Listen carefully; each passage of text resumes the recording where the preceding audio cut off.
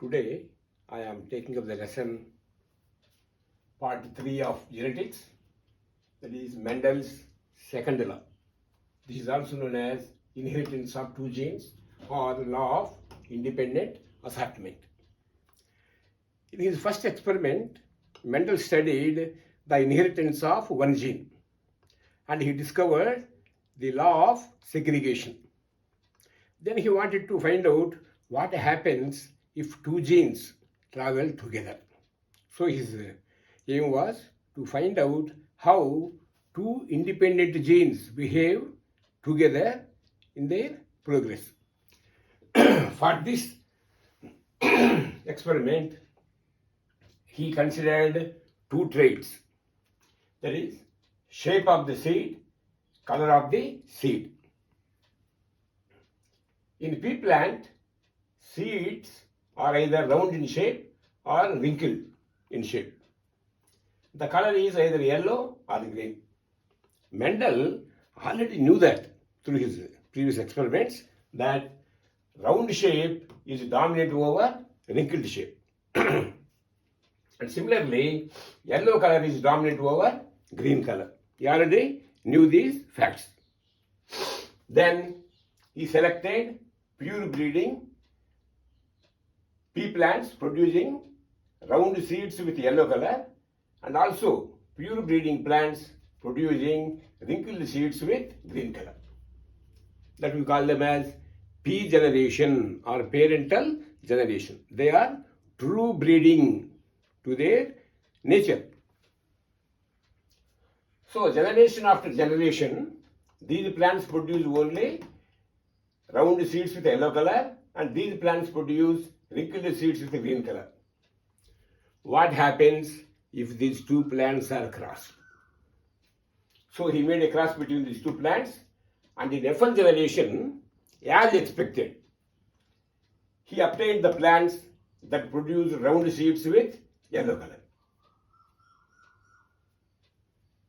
We call these plants as dihybrids because both the genes occur in hybrid form.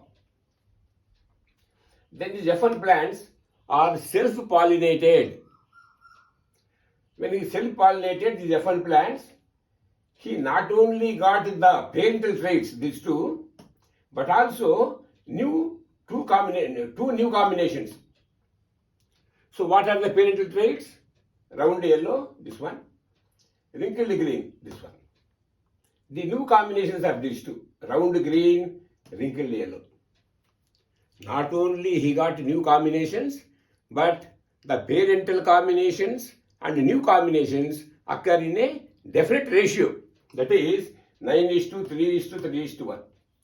He repeated the experiment again and again and always he got the same results. Then he thought there is something definite here or there is some law involved in this case. So how to explain this type of inheritance? He explained the results in this way. So already we know that to represent the genes we use the letters. So here for round shape we take the first letter R. For the color of the seed we take the first letter Y because round is dominant over wrinkled, yellow is dominant over the green. So capital letter R is used to represent the dominant gene. Small letter r is used to represent the wrinkled shape. Similarly, capital letter Y is used to represent the yellow color and small letter y is used to represent the green color. So, the genotype of this pure plant is RRYY and the genotype of this plant is small r, small y, small y.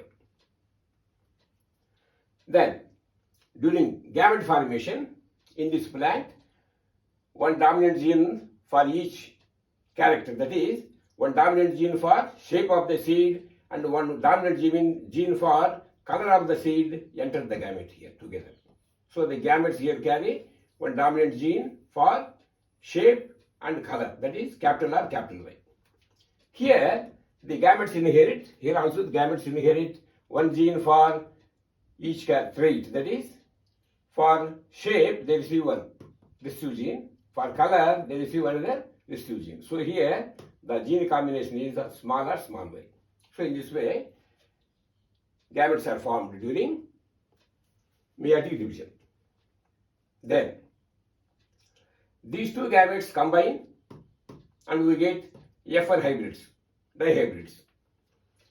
In the F1 hybrids, there is one dominant gene, one recessive gene for shape of the seed, and one dominant gene and one recessive gene for color of the seed. So we call it as dihybrid plant. So F1 plants are dihybrids, though they show round seeds with yellow color. The real interesting thing lies here. We know that in pea plant, self-pollination is the rule. So when Mende allowed the F1 plants to undergo self-pollination, he got 4 types of male gametes and 4 types of female gametes. How it happens? It happens like this. This is the genotype of the F1 plants. Here the dominant gene R can combine with this one or this one. Similarly, the recessive gene R can combine with this gene or with this gene. So when this gene combines with this gene, during gametogenesis what happens? We get this combination. So this gamete inherits dominant genes for both the traits. When this gene combines with this one, we get this combination. So in this gamete there is one dominant gene for the shape of the seed and one recessive gene for color of the seed. Then if this gene combines with this one, we get this combination. In this gamete there is a recessive gene for shape of the seed and one dominant gene for color of the seed. And if this one combines with this one, it inherits both the recessive genes, one gene for wrinkled shape and one gene for green color. So in this way, 4 types of pollen grains and 4 types of ova are formed. So this is a very important point. So during gametogenesis of F1 plants, what happens? 4 types of pollen grains and 4 types of ova are formed. And these male and female gametes can combine in 16 possible ways. And this can be represented in the form of a Punnett square. So here the same gametes I have used here. So these are the male gametes I have written on the top of the table, and these are the female gametes I have written them on the left side of the Punnett square. So this gamete, this pollen grain, can fertilize any of these 4 ova. Similarly, this one, this one, this one. So in this way 16 possible combinations are there. Now let us see what happens. If this pollen grain fertilizes this ova, what you get? This combination. Capital R, capital R, capital Y, capital Y. That means all dominant genes. Naturally, it produces round yellow seeds. If this one combines on this one, we get 2 dominant genes for shape of the seed and 1 dominant gene and 1 recessive gene for color of the seed. These seeds also, or these plants also produce round yellow seeds.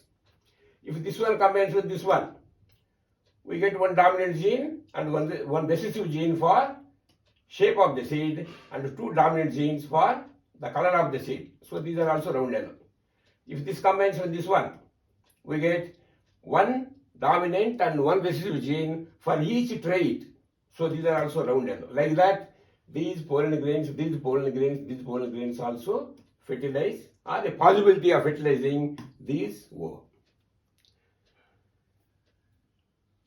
Then, ultimately we get 16 possible combinations. Again, if you count the number of round yellow, there will be 9 in the table. If you count the round green, 3, wrinkled yellow, 3, wrinkled green, 1. So now let us count the round yellow. 1, 2, 3, 4, 5, 6, 7, 8, 9. Round green. 1, 2, 3. Wrinkled yellow. 1, 2, 3. Wrinkled green. 1. This is about phenotypic ratio. That is 9:3:3:1. Here we can also find out the genotypic ratio. This represents the genotypic ratio. There are 9 possible combination of genes in the genotypic ratio. And this is known as 1:2:2:2, 2:4:1:2, 1:2:1:2, 2:1. Now let us find out in the chart about these genotypes. Capital R, capital R, capital Y, capital Y. There should be only one. That is this one. This one. Then capital R, capital Y, small y. This one.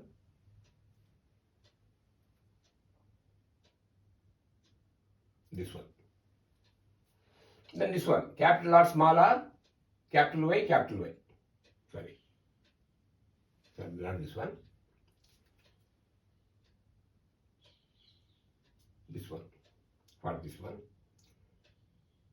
For this one. Capital R, small r, capital Y, capital Y. This is one. This is one.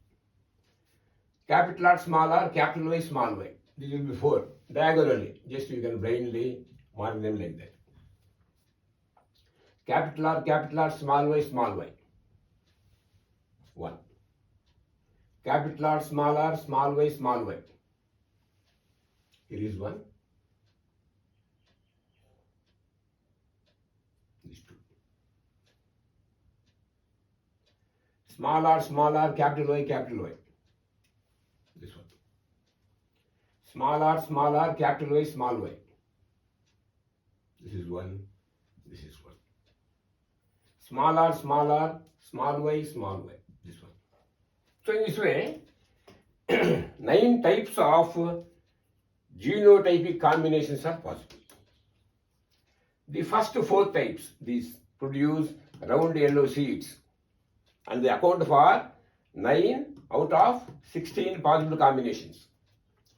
These 2 combinations produce round green seeds, and they account for 3 out of 16 combinations. Wrinkled yellow, these 2 combinations produce wrinkled yellow seeds, and they account for 3 out of 16. And this combination produces wrinkled green, and it amounts for 1 out of 16. In this way, 9 types of genotypic combinations are possible. In the examination, you did not waste your time in just calculating. Just remember, in this combination, there is 1 4, 4 1s, and 4 2s. Just count. If there is 1 4, 4 1s, and 4 2s, that will be the right answer. Then, Mendel was very lucky in his experiments because he did not encounter the problem of linkage. The genes for these 2 traits are present on different chromosomes. So there is no linkage. And they are inherited just in this textbook fashion. That's why Mendel was very lucky. Now, why this is known as law of independent assortment? So here what happens is, alleles of different traits behave independently during gametogenesis and form new combinations, resulting in the appearance of new phenotypic combinations. So here is what is happening during gametogenesis in F1 plants. The genes for different traits behave independent of each other. So any allele of any gene can combine with any allele of the other gene. As a result, we get 4 types of male and female gametes. And these 4 types of male and female gametes can combine in 16 possible ways. As a result, we get all these 16 types, and this results in the appearance of new traits or new combinations. And this type of behavior of the genes, what happens? It results in the increasing the variety or variation among the plants or animals. And these variations contribute to evolutionary process. So, evolution is very important and it happens because of this type of behavior of the genes. So, independent behavior of the genes contributes for evolutionary process. So that is about Mendel's second law. Thank you.